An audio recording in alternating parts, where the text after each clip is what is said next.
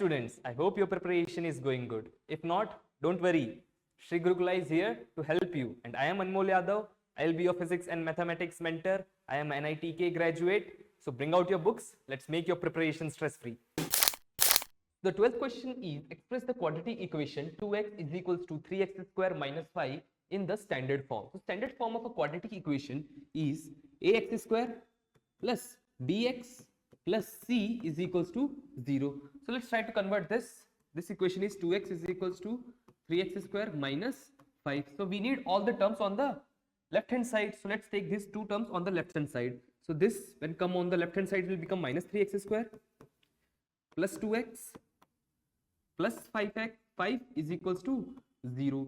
Now let's multiply the entire equation with negative sign. So this will become 3x square minus 2x minus 5 is equals to 0, where a is equals to 3, b is equals to minus 2, c is equals to minus 5. So this is the standard form of the quadratic equation. I will be back soon. Till then, keep practicing. This is Anmol Yadav from Sri Gurukula signing off.